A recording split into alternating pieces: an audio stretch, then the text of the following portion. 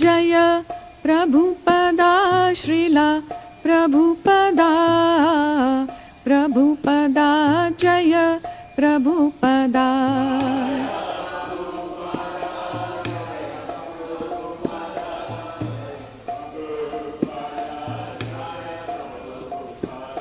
जय गुरुदेवा गुरुदेवा गुरुदेवा जय गुरुदेवा।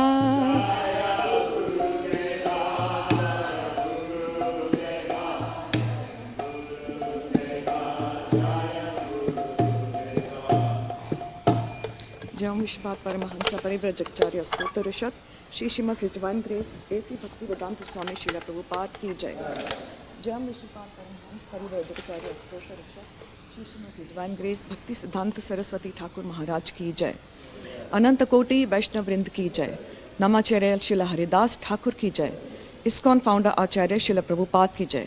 प्रेम से कहो श्री कृष्ण चैतन्य प्रभु नित्यानंद श्री अद्वैता गदाधर श्रीवास आदि गौर भक्त वृंद की जय। श्री श्री राधा कृष्णा गोप गोपीनाथ श्यामकुंड राधाकुंड गिरि गोवर्धन की जय। वृंदावन धाम की जय। मथुरा धाम की जय। नवद्वीप धाम की जय। जगन्नाथपुरी धाम की जय। गंगा माई की जय। यमुना माई की जय। तुलसी देवी की जय। भक्ति देवी की जय। संकीर्तन यज्ञ की जय। बृहद मृदंग की जय। समवेद भक्त वृंद की जय। गौर प्रेमानंदे हरि हरि बोल। All glories to the assembled devotees. All glories to the assembled devotees. All glories to the assembled devotees. All glories to Shri Shri Guru and Shri Gauranga. Who can I get the book?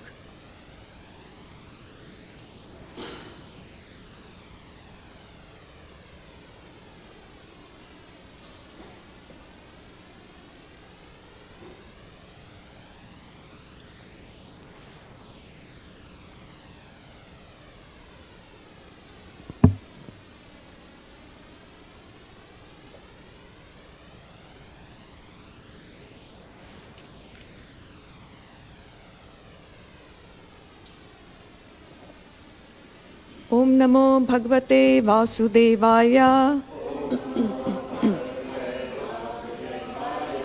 ओम नमो भगवते वासुदेवाय। ओम नमो भगवते वासुदेवाय। नारायणं नमस्कृत्य नरं चैव नरोत्तमं देवीं सरस्वतीं व्यासं ततो जयम् उदीरयेत्। नष्टप्रायेषु अभद्रेषु नित्यं भागवत सेवया भगवती उत्तमा श्लोके भक्तिर्भवति नैष्टिकी। Hare Krishna. Reading from Canto 3, entitled Status Quo, Chapter 29, entitled Explanation of Devotional Service, and Text 39.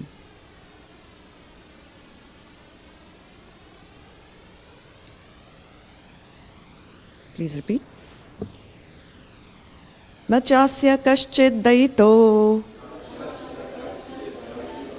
न द्वेष्यो न च बान्धवा आविश्यत्य अप्रमत्तो सौ प्रमत्तं जनम् अन्तकृत्। न चास्य कश्चित् दयितो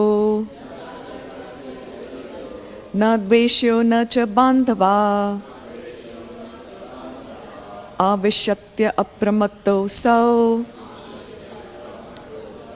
प्रमत्तं जनम् अन्तकृत्। न चास्य कश्चित् दयितो न द्वेष्यो न च बान्धवा आविश्यत्य अप्रमत्तो सौ प्रमत्तं जनम् अन्तकृत्।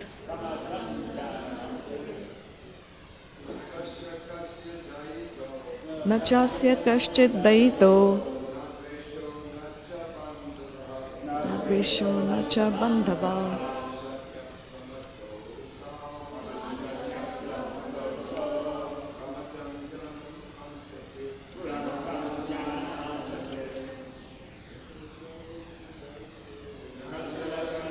दयितो न द्वेष्यो न च बन्धवा आविश्यत्य प्रमत्तोऽसौ प्रमत्तं जनमन्तकृत् न चास्य कश्चित् दयितो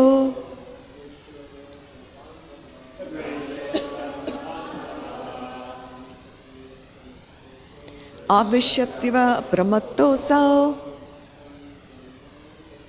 प्रमत्तं जनमन्तकृत् न चास्य कश्चित् दयितो न द्वेष्यो न च बान्धवा आविश्यत्व प्रमत्तोऽसौ प्रमत्तं जनमन्तकृत् वैष्णवीस् न चास्य कश्चित् दयितो न द्वेष्यो न च बान्धवा आविश्यत्य प्रमत्तोऽसौ प्रमत्तं जनमन्तकृत्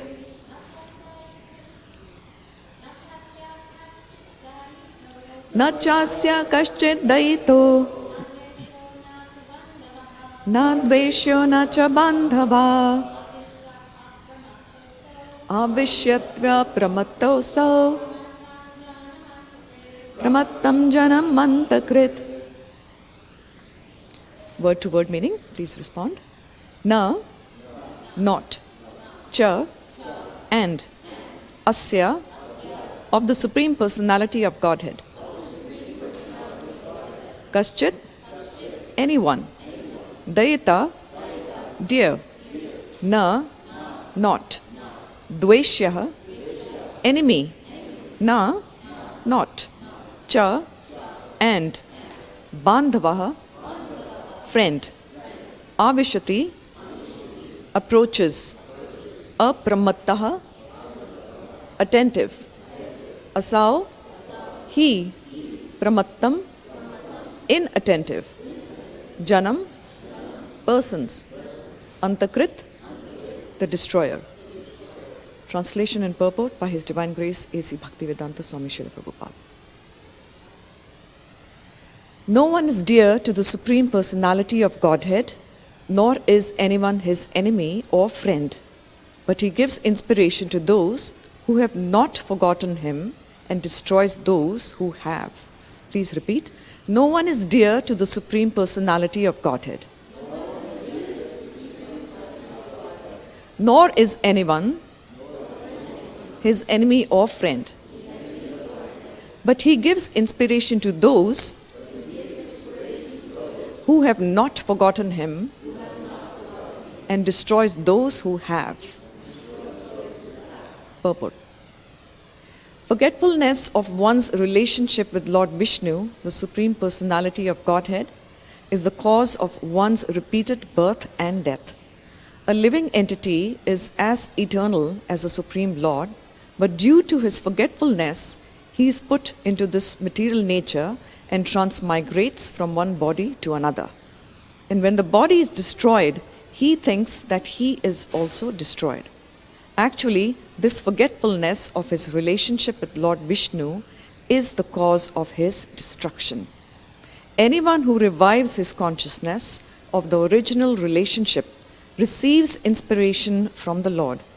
This does not mean that the Lord is someone's enemy and someone else's friend. He helps everyone.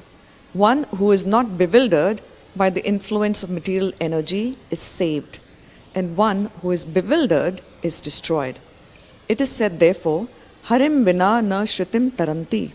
No one can be saved from the repetition of birth and death without the help of the Supreme Lord. It is therefore the duty of all living entities to take shelter of the lotus feet of Vishnu and thus save themselves from the cycle of birth and death. Translation once again. No one is dear to the Supreme Personality of Godhead, nor is anyone his enemy or friend, but he gives inspiration to those who have not forgotten him and destroys those who have. Om Ajnanatimirandhasya Jnananjanashalakaya Chakshur Yena Tasmai Shri Guruvai Namaha. Thank you so much for giving me the opportunity to speak. This is in continuation what we've been reading, instructions given to us for our benefit also. And this is quite interesting because it is talking about whether Krishna is actually partial or not partial. So I did a good bit of research yesterday on Veda-base, trying to find out evidence where there's a lot of devotees in our Shastras who've indicated very clearly that Krishna does not favor or disfavor anyone. And one would think that Krishna's enemies are not liked by Krishna. And classic example is Shishupal, and I'll discuss that. It's kind of esoteric. But here, according to this translation and the purport, Krishna is not an enemy of anybody, nor is he a friend. But those who favor the Lord, he inspires them internally and externally, and those who do not favor him are destroyed. So Krishna does not come to destroy personally. He can destroy in the form of Kal. That means he is the time factor, and that is destroying all of us. But the devotees have a great advantage because we have taken shelter of the Lord. So in my talk today, in the next 25 minutes or so, I'll talk about evidence which is provided in the scriptures by various devotees indicating and praying, "Oh my Lord, you are neither favorable to the devotees nor unfavorable to the enemies." This is clear indication of the Lord's absolute nature and impartiality. And then we will also discuss about specific enemies when we read the Krishna book particularly, how the Lord actually bestowed his mercy to them, although they were very hardcore enemies of the Lord. So if they were enemies, the Lord would not bestow his mercy, but they actually achieved the opposite. So the Lord is not partial in this case. And finally, I will end up with a couple of stories indicating how we should not interfere with Krishna's plans. We make our own plans, and when Krishna has his plan and they don't align with ours, we try to rebuke Krishna, that why are you doing this to me? So there's a kind of a story which I'll touch upon later. So I want to start with one of my favorite personalities in the Bhagavatam, Mother Kunti, and she states in Bhagavatam 1:8-29, quote, these are prayers of Queen Kunti to the Lord. "O Lord, no one can understand your transcendental pastimes, which appear to be human and so are misleading. You have no specific object of favor, nor do you have any object of envy. People only imagine that you're partial." This is Mother Kunti telling, and her prayers are top-class prayers to the Lord here. And in the purport, Srila Prabhupada has brilliantly dissected how the Lord is not partial. And the classic example which is given is of the sunshine. When the sun rises and it's shining, it's bestowing its rays all over. Some of us come out to get the sunshine and the warmth, some of us don't. But the sun does not discriminate that I will shine on only 5 people on Vatsika Avenue and will not shine on the others. That's not how the sun works. It is completely impartial. And it is mentioned here, the sun rays are like the mercy of the Lord. So when the sun shines, the mercy is received in different receptacles. And I was just thinking about this in my personal life, a realization that came to me because of the rain today.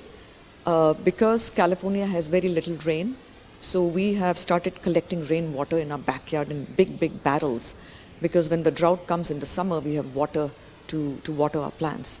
And I was just thinking when Srila Prabhupada said that the capacities of the receptacles are different to collect the sunshine. In the same way, when we are receiving the mercy of the Lord, how much are we opening our heart to receive that mercy? Are we actually closing our heart partially, or are we fully opening it and receiving the mercy? Krishna is ever generous. He's very benevolent. He's giving all his mercy. The question is, are we willing to receive it? So we have to be completely open in receiving the mercy of the Lord, and that's how we will actually make progress. And Srila Prabhupada further writes, the mercy of the Lord is open for everybody, but he is reluctant to receive it. So there could be 3 kinds of people. One, who have absolutely no faith in the Lord, the atheists and the agonists. And even when the mercy is flowing, they don't know it's flowing and they don't accept it. Secondly, people who accept the mercy, but they expect something out of Krishna, that I will do this for you and I need something in return. And thirdly, those who are pure devotees, who completely open their hearts and the minds to receive the mercy of the Lord. In fact, they exhibit the quality of lolyam, which is known as greed. And we have to be greedy to receive the mercy of the Lord. And the mercy comes in the form of seva, that is devotional service. And Srila Prabhupada further writes here in this particular purport, those who are completely against the service of the Lord are placed in darkness. Those who favor the Lord in return for something that, oh my Lord, I will worship you, but I need some favor from you, are receiving partial mercy of the Lord. And those who are completely surrendered without any expectation in return are receiving the full mercy of the Lord. This is in the purport here. And it is also mentioned that in the battlefield of Kurukshetra, millions, a very large number of soldiers died, and they all got liberated.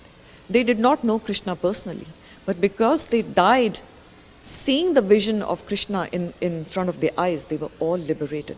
Although it is mentioned here, they were not qualified, but simply seeing the Lord in front of their eyes at the last moment, they got their sins all eradicated. So this is the mercy of the Lord.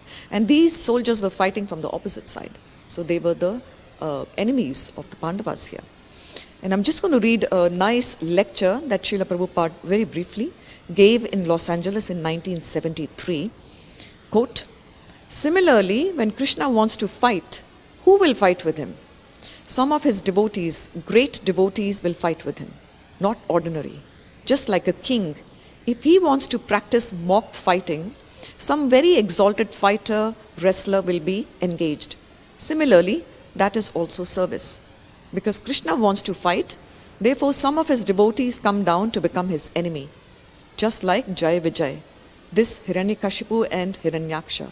Do you think they were ordinary living entities? No, they are not ordinary, they are devotees.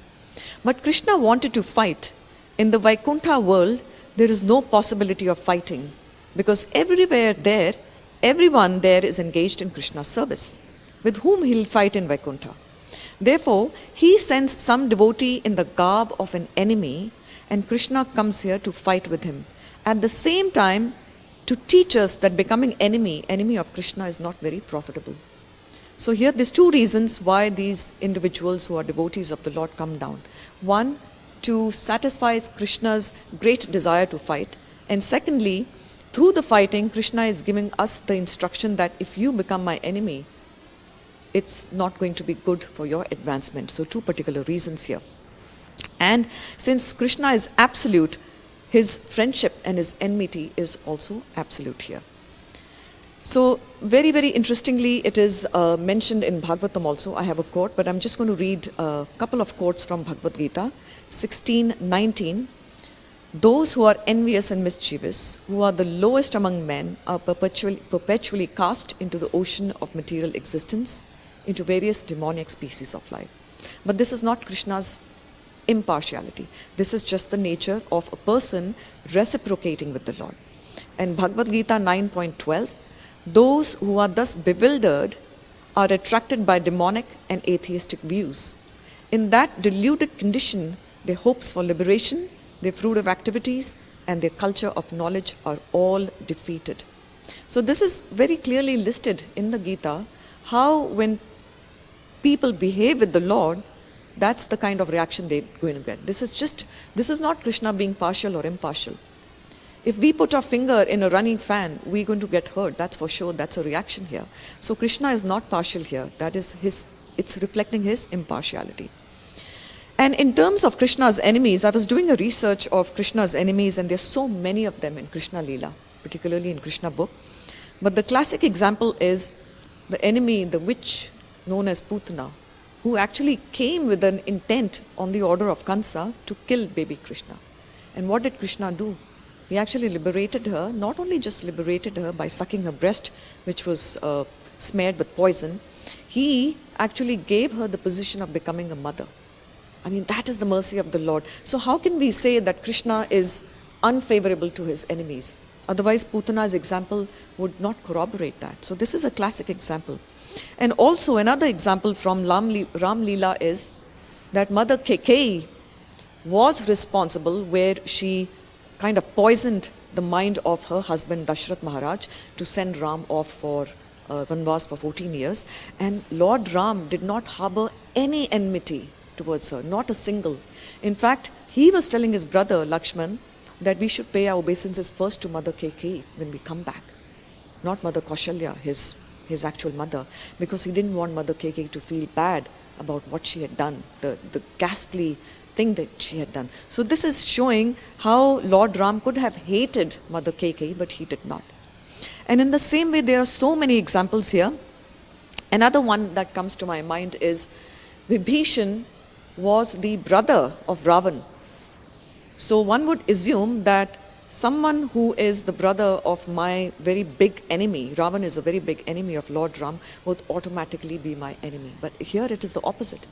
Vibhishan is a pure devotee of the Lord, and Lord Ram actually accepted him. He did not say, you are the brother of Ravan, Ravan stole my wife, so you are also contaminated and you're bearing the sin. In fact, he welcomed him with open arms, and he gave Vibhishan, finally, after the death of Ravan, the kingdom of Lanka. And there's loads of examples here, how Lord Ram, when he was killing Vali, when there was a fight between Vali and Sugriva, Lord Ram actually killed him by hiding behind a tree. And Lord Vali was extremely agitated and angry. And he told Lord Ram, you could have killed me openly, coming in front of me. Why did you kill me hiding behind a tree?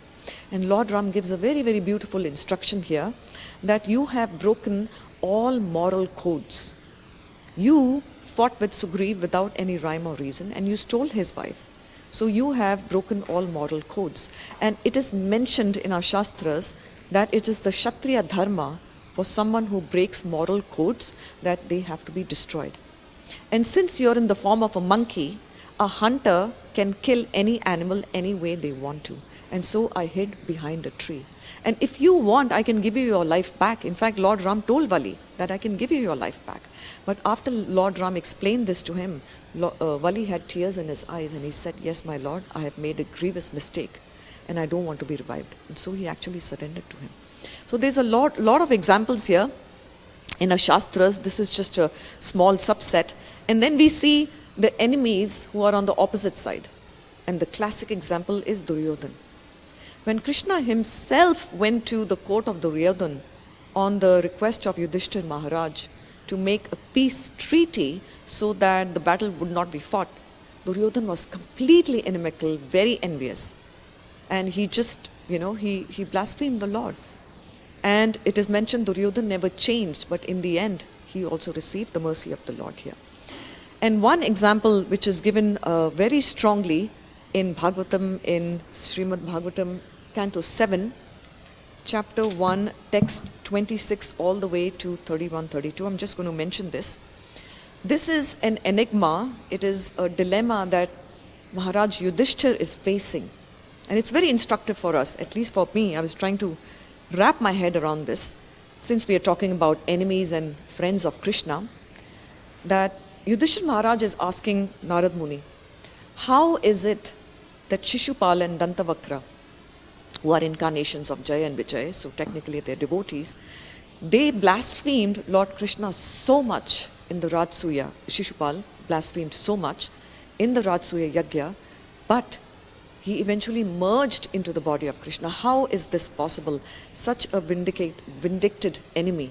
So he's asking Narad Muni here. And so Narad Muni actually goes through various verses. He responds here. And again, Yudhishthir Maharaj has said, why the distinction between King Vena on one side, who did not receive the mercy of the Lord, and Shishupal and Dantavakra did. And Narad Muni actually gives very clear distinctions, which is directly tied to our translation here. And I'm just going to read a few of these verses, which will make things very clear to us. It's coming from our Narad Muni, quote. This is 7.1.26. Therefore, by enmity or by devotional service, by fear, by affection, or by lusty desire, by all of these or any one of them, if a conditioned soul somehow or other concentrates his mind upon the Lord, the result is the same. For the Lord, because of his blissful position, is never affected by enmity or friendship. Narad Muni continues, By devotional service, one cannot achieve such intense absorption in thought of the Supreme Personality of Godhead as one can through enmity toward Him. It took me a very long time to wrap my head around this. That is my opinion, Narad Muni is saying. I'm repeating this. That absorption in enmity is much more intense than that of a devotee. So it takes a lot of insight to understand this particular word or this particular sentence made by Narad Muni. So this should not tell us that, okay, I'll be in deeper absorption of the Lord, so let me become His enemy. That's not the goal here. And then he continues here. A grass worm confined in a hole of a wall by a bee always thinks of the bee in fear and enmity, and later becomes a bee simply because of such remembrance. Similarly, if the conditioned souls somehow or other think of Krishna, who is Satchid Anand Vigraha, they will become free from their sins. Whether thinking of him as their worshipable Lord or an enemy, because of constantly thinking of him, they will regain their spiritual bodies. Many persons have attained liberation simply by thinking of Krishna with great attention and giving up sinful activities. This great attention may be due to lusty desires, inimical feelings, fear, affection, or devotional service. I shall now explain how one receives Krishna's mercy simply by concentrating one's mind upon him. So Narad Muni goes into great discussion here, how through enmity also one can be deeply absorbed in the Lord's thoughts and one can actually be liberated. But Srila Prabhupada has made it very clear here that it is very important to understand from Srila Rupa Goswami's teachings in Nectar of Instruction and Nectar of Devotion. Just because it is mentioned here that deep absorption in the form of an enemy of the Lord will also liberate us, that is not our goal, because we have to follow the principle of Anukulyena Krishnanu Shilanam. That means thinking of the Lord favorably and doing everything which is dear to the Lord, not against the moral code, not against what the scriptures suggest to us. So deep absorption, which was present in the case of Kansa or Ravan or Hiranyakashipu, and these personalities came to satisfy the Lord's desire to fight. So this is all the Lord's leelas here. So even when we see the enemies, we don't worship them. They get liberated, but we don't worship them, although they were intensely absorbed in the Lord's. But they were thinking of the Lord as an enemy, either out of envy or hatred, such as Shishupal, or out of fear, such as Kansa. In either case, for us, we have to think of the Lord in a very devotional mood here. And then in the translation, it is mentioned here very nicely in the text here, the Lord gives inspiration to those who have not forgotten him. So we are trying our best not to forget the Lord, and that is why Srila Prabhupada has given this absolutely wonderful movement to us, morning program starting straight from 4:30 in the morning all the way till 8:30, so we don't even have a minute to forget the Lord. And our final exam, I always discuss with my husband whether we'll finally pass the exam or not, which is at the point of death. Despite chanting 16 rounds for 40, 50 years, 60 years, all of you have been chanting for so long, distributing books, reading books, memorizing verses, serving the Vaishnavas, what will happen at the time of a final exam? Will we be able to remember the Lord? Because that's a critical exam. So Krishna says, whoever has not forgotten him, he inspires them. So I was reading the different scriptures and trying to see the various personalities that Krishna inspired. And so many came into mind. One is Dhruv Maharaj, who was praying for something totally different. He wanted a kingdom which was much more opulent than his father's. But when he took darshan of Lord Narayan, he forgot everything and he surrendered to the Lord. So Dhruv Maharaj was remembering the Lord in a favorable mood, and the Lord inspired him to become his devotee. In the same way, we see Arjuna, who was so confused and so bewildered, sitting on the chariot there in the middle of the battlefield, and Arjuna never asked for Krishna's army. And we know the whole story. Duryodhana asked for Krishna's army, Arjuna asked for Krishna. So Arjuna was always thinking of Krishna in a favorable mood. And he received inspiration exactly at the time when he needed it most, on the battlefield of Kurukshetra. That was the best time, the best circumstance, and the best place. And Krishna spoke the entire Gita particularly for our benefit. But one can see from there that was the most brilliant inspiration given to Arjun for the sole purpose of following his Kshatriya Dharma and to fight. And then in Chaitanya Leela, Sri Chaitanya Mahaprabhu inspired Srila Rup and Srila Sanatan Goswami when they surrendered. They left the services of the Qazi. They were great ministers, Dabir Khar and Sarkar Malik, but they gave up everything. And they went to Lord Chaitanya. And he gave them very specific instructions. What was the inspiration that he gave to them? Go to Vrindavan, excavate the holy places of the pastimes of Shri Radha Krishna, write the books, engage in devotional service, particularly deity worship. And without the 6 Goswamis of Vrindavan, we would not have all these wonderful temples in Vrindavan. They were discovered, Radhakund, Shamkund was discovered. It is all through the inspiration of Lord Chaitanya Mahaprabhu. And that inspiration came because they surrendered to the Lord. So this is directly tying into, and there's so many other examples, Mother Draupadi, Mother Kunti, who were always thinking of Krishna. And personally, I'm extremely inspired by Mother Kunti because she went through so many hardships, and yet she always thought of Krishna in a favorable mood. Even when Krishna was with Pandavas throughout the time, it's not like they had a very rosy life. They had the most difficult life. And Mother Kunti always prayed, let these difficulties keep on coming, because I will always think of you in that mood here. So very, very interesting and so powerful when we think of these inspiring stories of devotees here. And then I did a little research more on, who are the current enemies of the Lord in the modern world today. And we read how there are so many different categories. There are atheists who do not believe in the concept of God. There are agnostics. They are pseudo-religionists, they are religionists, they are spiritualists. And I came across this new word yesterday night, which I was not even aware. This is a branch known as mesotheism. And this means hatred of God. Not just non-believing in God, but hatred of God. Mesotheism, like atheism, it's mesotheism. And this is actually written, I was reading an essay written by His Grace Satyaraj Prabhu, who's very scholarly and he writes extensively in BTG. I really like reading his writings. And this is taken from his writing here. He talked about the new age scientists, particularly Richard Dawkins and Robert Park, who are physicists and evolutionary biologists, who coined this term mesotheism, that means hatred of God. So they're taking one step forward. Not only do not believe in God, but actually if there is God, then you have to hate him. This is so strong and so powerful, and people are getting influenced by this here. So Srila Prabhupada writes, demons can be, people who are designated to come down to this planet to satisfy the Lord's desire to fight. But these demons are liberated because they are fighting with the Lord, they are seeing the Lord in front of their eyes, and they're finally liberated. And it is mentioned, I was thinking about it, what did happen to Shishupal and Dantavakra? Because it is said they merged into the body of the Lord. So merging into the body is Sayujya. And then in the same one I read earlier in the purport, 7.1, I think 23 or 24, Srila Prabhupada makes it very clear. They attained Sayujya Mukti, Shishupal and Dantavakra, because they merged into the body of the Lord. But after a certain period of time, they attained Shalokya, as well as attaining the form of the Lord. I'm forgetting the word here. Samepya. Eventually they went back to the planet of Lord Narayan and they were reverted back to their original position. So that is the case here.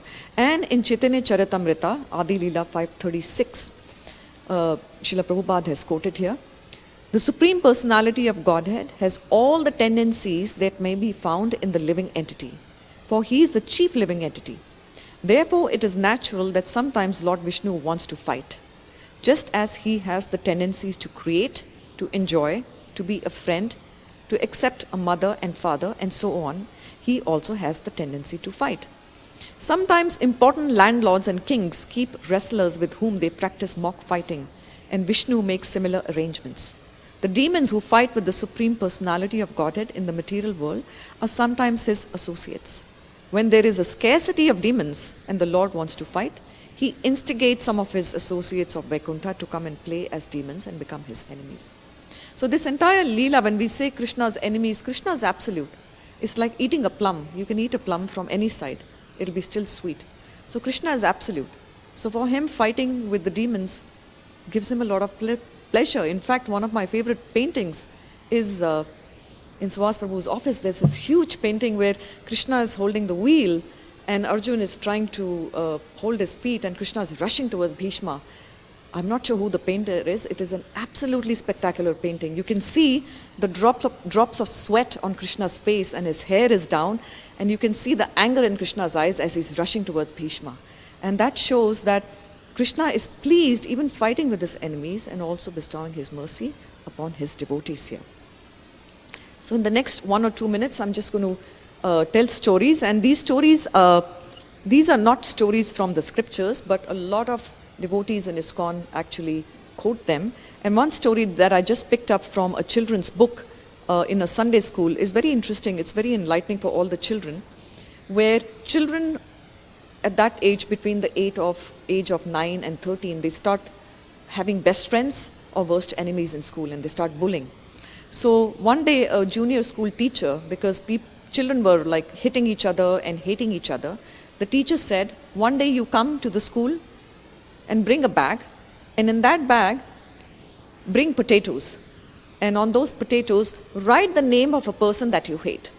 So if you hate 2 people in your class, you put 2 potatoes in your bag. If you hate 10 people, you put 10 potatoes. So this teacher gave an exercise to the kids, and some kids had 2 potatoes, some had 1, some had 15. And then the teacher said, okay, now you have to carry this bag of potatoes for the entire week. Just carry it, you're not going to let go. And after you come back in the week for the next class, I will hear your opinion. So they carried the bag, the little kids, and they came back to the school, and they said, okay, now what happened? So the kids said, we just want to get rid of this bag. Why? Because the bag which had 15 potatoes was very smelly, the potatoes were rotting, and the people who were carrying that bag of 15 potatoes, they said it was too heavy to carry throughout the week. And so the teacher said, yes, this is the situation.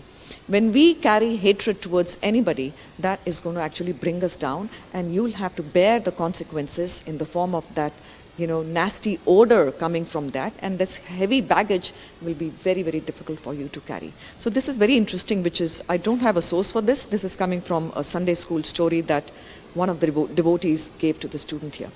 And my last story, which I'm going to end in 1 minute, which is very inspiring for me, is never doubt Krishna's plans, is where Krishna is standing as a deity, and there is a sweeper who is sweeping the temple every single day. And he sweeps and sweeps and sweeps, and people come and look at the deities, they worship, they offer some donation, and they leave. So one day the sweeper asks the deity, oh my Lord, don't you get bored just standing there and watching everybody, and people are asking you for so many things, and you have to give them so many things? I think your job is so very difficult, and don't you get bored? So Krishna says, why don't you switch your job with me? Why don't you take my position and stand on the altar? And one thing you should do is just don't say anything. Just keep on watching what people do. Don't interfere with my plan. Don't do anything. Your job is to simply stand and basically watch who's coming in the temple and what they're doing. So they revert positions, and this sweeper takes a temporary position, stands on the altar in the form of the Lord, and starts viewing what's happening in the temple. So the first person who comes into the temple is a very rich man, extremely rich, who's a cheat and who makes money by cheating people. So he comes and he prays to the Lord, oh my Lord, I have a very big business starting. Please give me a lot of money, and if you satisfy my desire, I will give you lots of money in return. So he's praying for a material benefit, and he's a cheat. And while he's leaving, he drops his wallet on the floor, and this rich man leaves. The second person who comes is a poverty-stricken person in tatters, and he's coming in tears, and he's praying to the Lord, oh my Lord, I don't have any money, any food to feed my children.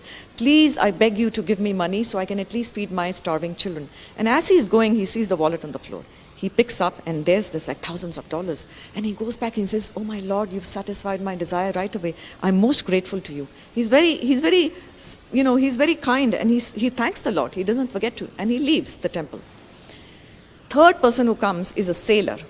And the sailor comes and prays to the Lord, oh my Lord, I have got a new job, and I'm setting out on my very first journey on this very big ship. Please allow me to do my duty very well. This is my first endeavor on the big ship. and so I can come back and be successful in this particular profession. As the sailor is praying, from the door comes a policeman and the rich man. And the rich man had found out that he lost his wallet, so he called the police. And the policeman comes and he sees the sailor there, and the rich man says, yes, yes, the sailor came right after me, so he stole my wallet. Get him. And this man who is standing on the altar in the guise of Krishna, he's watching all this. He wanted to interrupt when the poverty-stricken man took the wallet, and he wanted to tell him, don't take it, this belongs to the rich man.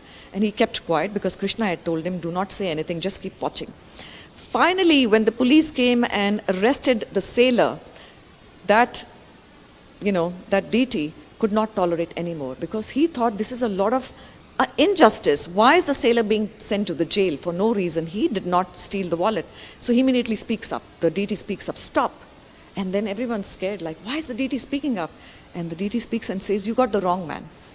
The sailor just came to pray to me, and it was the poor man who did not steal the money. He just found it and he would have returned it anyway. So you got the wrong man. So please release the sailor, and no one is the sinful enemy here. Just go find the old man, give him some money, and return the rest of the wallet to the rich man. And so everyone goes happily.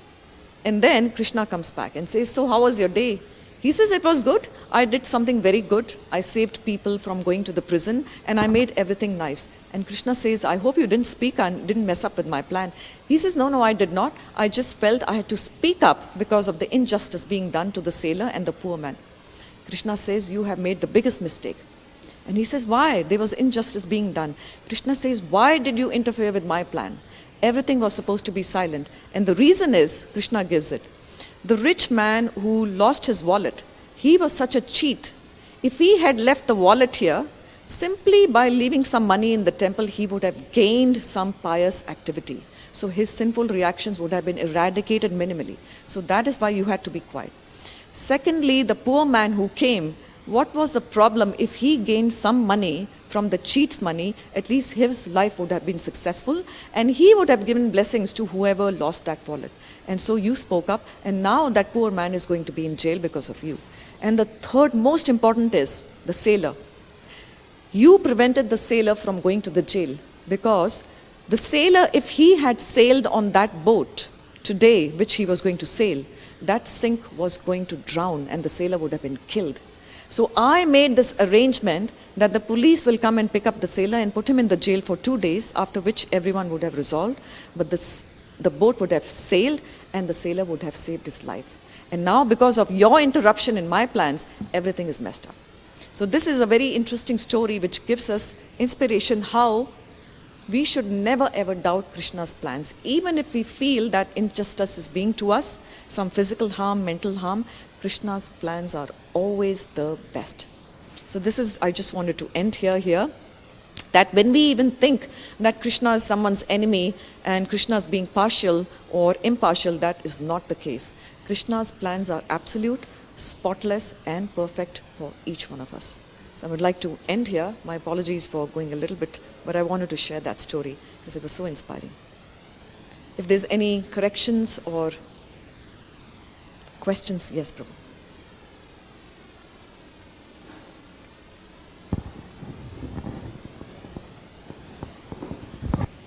Just a quick comment. You are referring to a verse by Narada Muni, where why did Shishupal get liberation, whereas the other king they didn't get liberation, is because he is worshipping Krishna through enmity. That is actually contradicting the nectar of devotion, where it says that one should worship with favorability. Correct? So, if you want to understand further, that is explained. The explanation is given in Bhakti Sandarbha, verse number 220. The Jiva Goswami gives a commentary to that verse, what it means by that verse. So that's actually on a specific context. It's not a general principle. The specific context over there is that there are three things. There is Arop Siddha Bhakti, Sangha Siddha Bhakti, and Swarup Siddha Bhakti. In Arop Siddha Bhakti, what happens is that the focus is not too much on what you're doing. It's not like whether you're doing sinful activity, pious activity, doesn't matter. But the whole point is that somehow connect to Krishna. For example, like Prabhupada, he used to mention that like when an alcoholic is there, he cannot give up alcohol, but remember that the taste of water is Krishna. So the point is not too much on the work what you're doing. The point is on the remembering Krishna. So that is the lowest form of bhakti, which is called as Aropsiddha bhakti. In that context, that definition is applicable. But gradually, when goes to the Swarupsiddha bhakti, both becomes important. Remembrance and the activity, both are important, but not in the Arupsiddha bhakti. Thank you for that wonderful comment. I have not yet read the Sandarbhas, so I really appreciate your comment. Thank you, Prabhu. Any other corrections or feedback or questions? Thank you so much. His Divine Grace, A.C. Bhaktivedanta Swami Srila Prabhupada ki jai.